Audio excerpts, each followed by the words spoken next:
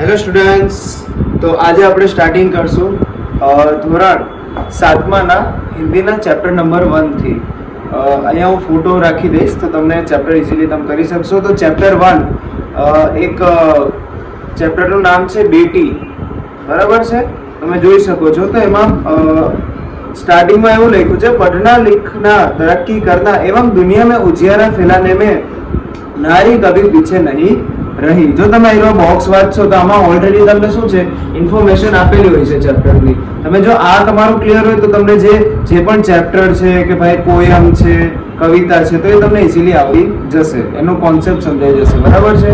તો આમાં શું લખ્યું છે, પઢના लिखना तरक्की करना एवं दुनिया में उजियारा फैलाने में नारी कभी पीछे नहीं रही, बराबर છે.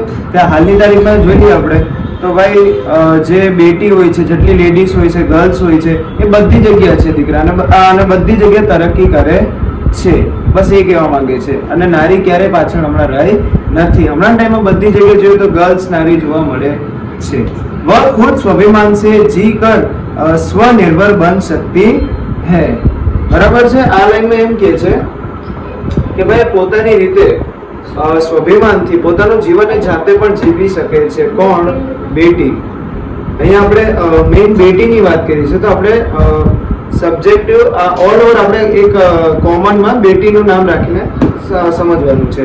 વહ सम्मान की अधिकारिणी है, બરાબર છે, કે એ સન્માન પાત્ર છે, એને સન્માન મળવું જોઈએ, રિસ્પેક્ટફુલ છે. समाज व राष्ट्र की उन्नति में नारी महत्वपूर्ण योगदान दे सकती है, બરાબર છે. આમાં પણ એ જ વાત કરી છે કે સમાજ અને આપણું જે રાષ્ટ્ર છે એના વિકાસ માટે એક નારી એ પણ મહત્વपूर्ण योगदान આપે છે. प्रस्तुत कविता में एक बालिका की आशा एवं भावनाओं की अभिव्यक्ति द्वारा उसके आत्मविश्वास को व्यक्त किया गया है. આ કાવ્યમાં આપણે શું જોવાનું છે કે એક બેટી છે એ પોતાનું જ્યારે જીવન જીવે છે ત્યારે એની શું આશા હોય છે, તેને શું વિચાર આવે છે, બરાબર છે, તેની શું ઈચ્છાઓ છે, એના વિશે આમાં વાત કરવામાં આવી છે. તો હવે આપણે સ્ટાર્ટ કરીએ. બેટી હું મેં બેટી મેં તારા બનूंगी સહારા બનूंगी.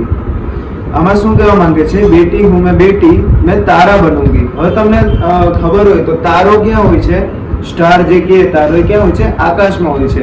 અને આકાશ કેવું હોય છે, રાતના ટાઈમમાં અંધારું હોય છે, અને અંધારામાં જ કોણ જોવા મળે છે, તારા જોવા મળે છે. તેવી જ રીતે અહીંયા પણ એમ જ કહેવા માંગે છે કે જે બેટી છે, જે દીકરી છે, બરાબર છે, એ તારા બનશે. મતલબ કે જેમ અંધારામાં કેમ તારો ચમકે, એમાં દુનિયામાં પોતે કામ કરીને ચમકશે. અને તારા બનूंगी સહારા બનूंगी, એ પોતાની મહેનતથી એ કામ તો કરશે પણ એ બીજાને, પોતાની ફેમિલી છે તેને સહારો પણ બનશે, બરાબર છે. બેટી હું બેટી.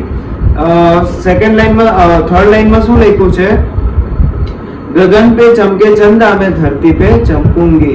બહુ સારી વાત કરી છે. ગગન पे चमके चंदा એટલે જેમ આપણે જોઈએ છે રાત્રે આકાશમાં જ્યારે અંધારું થઈ જાય છે તો તારા સિવાય આપણે હજુ એક વસ્તુ જોવા મળે છે જે ચમકે છે, એ શું છે, ચંદ્ર. તો એ ચંદ્રની જેમ જ જે દીકરી જે છે એ ધરતીમાં ચમકશે, બરાબર છે, એની વાત કરે છે. ધરતી પર ચમકूंगी मैं उजियारा करूंगी. જેમ ધરતી પર ચમકूंगी मैं उजियारा करूंगी એટલે દીકરી એમ કહે છે કે ધરતી પર પોતાના કામ કરીને, પોતાનું મતલબ મહેનત કરીને, ફેમિલીને સપોર્ટ કરીને એ મેં ઉજિયારા કरूंगी એટલે હું પોતાના જાત મહેનતથી પ્રકાશ ફેલાવીશ. પ્રકાશ ફેલાવીશ મીન્સ કે હું તરક્કી કરીશ, ઉન્નતિ કરીશ, એવું કામ કરીશ કે મારી ફેમિલીનું નામ ઉપર આવે, બરાબર છે. ચલો ભાઈ, नेक्स्ट लाइन છે, पढ़ूंगी लिखूंगी मैं मेहनत करूंगी अपने पाँव चलकर मैं दुनिया को देखूंगी. बराबर છે. पढ़ूंगी लिखूंगी मैं मेहनत करूंगी. શું કહે છે દીકરી કે હું ભણીશ, બરાબર છે, લખી ભણીને એ મહેનત કરશે. अपने पाँव चलकर मैं दुनिया को देखूंगी, એ પોતે જ પોતાની જાત મહેનતથી અને સમાજને, આ દુનિયાને જોશે, સમજશે, બરાબર છે છોકરો.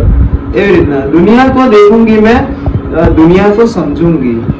દુનિયા જોવાથી કઈ ન થતું, દુનિયાને સમજવી પણ જરૂરી છે, બરાબર છે. તો દીકરી શું કરશે, એ દુનિયાને જોશે, ભણશે, બધું નોલેજ લેશે અને સાથે સાથે દુનિયાને સમજશે, બરાબર છે.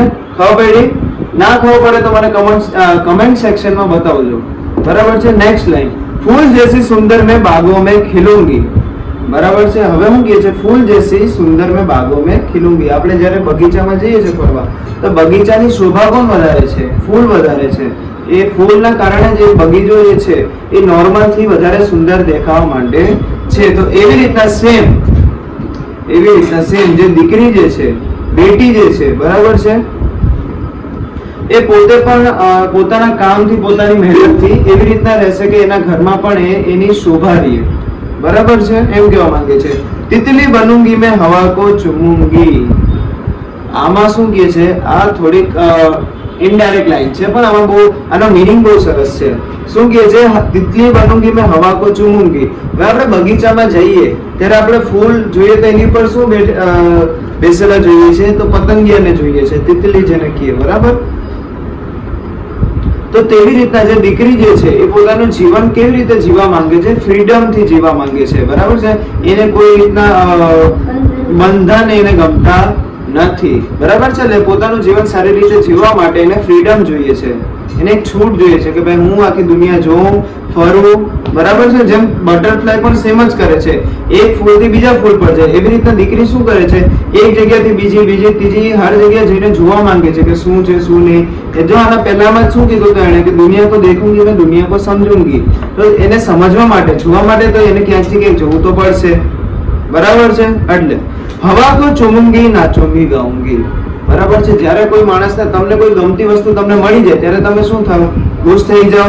તેવી રીતના જે દીકરી જે છે એને ફ્રીડમ મળશે, એને બધું જોવા મળશે, જાણવા મળશે, તો એ શું થવાની છે? ખુશ જ થવાની છે. એટલે એવી રીતના જ આમાં કહે છે કે હવા કો ચૂમूंगी નાચूंगी મેં ગાऊंगी. બરાબર છે. એકદમ ખુશ થઈ જશે અને પોતાનું કામ હજુ સારી રીતે કરશે. બેટી હું મેં બેટી. ચલો અહીંયા સુધી આ કાવ્ય જે છે, કવિતા જે છે એ છે. બરાબર. જો કંઈ ના ખબર પડે તો કોમેન્ટ સેક્શનમાં જણાવજો. સેકન્ડ પેજ પર જોઈ લઈએ આપણે તો શબ્દાર્થ આપેલા છે, એ તમારી નોટબુકમાં લખવાના રહેશે. એના સિવાય મહાવરા આપ્યા છે, મહાવરા પણ એક્ઝામમાં આવી શકે તો એની પણ તૈયારી કરવાની.